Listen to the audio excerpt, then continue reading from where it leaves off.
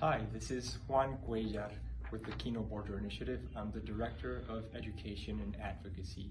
Today I want to share with you some trends that we've been looking here with the people that are being deported to Nogales, the trends that we see regarding their experience when they were arrested, deported, and of course while they were being detained.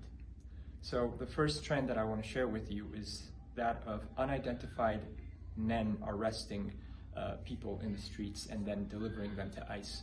We see this trend more and more often being told by migrants. And this is worrisome because it's basically bounty hunters getting people off the streets just by the way they look and taking them to ICE. We've also heard that sometimes ICE is the one that dresses like that, but it's not always the case.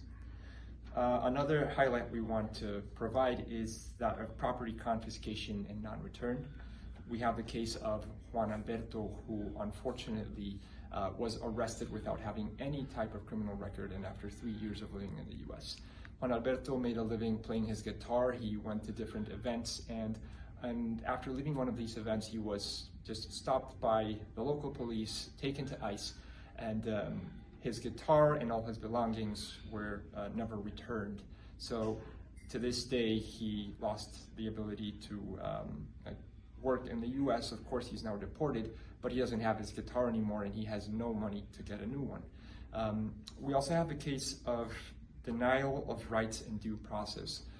Daniela had been living in the US and she was 3 years old. She had 2 jobs, 5 children, and she was the breadwinner in her house. Unfortunately, she was stopped by the police, taken to ICE, and while in detention, she was there for 33 days, but not in the same place. She was transferred from San Diego, then to Orlando, Florida, and finally to Tucson in Arizona in 33 days. During that time, she said that she had to eat cat food constantly. That's what she said in her textual words.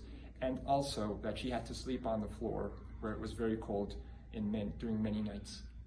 And the final trend I want to share that we've been hearing about is the harmful detention and the conditions when they're being transferred. People say that they have been handcuffed for more than 24 hours and have to sleep like that.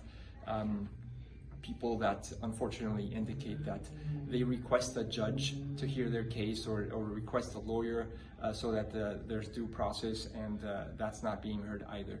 So there's trends of a lot of abuses, and unfortunately they seem not to be dwindling but actually increasing. These are the highlights I want to share with you today. I want to invite you to share this video with everybody who you think would be interested in listening to this or might find some understanding.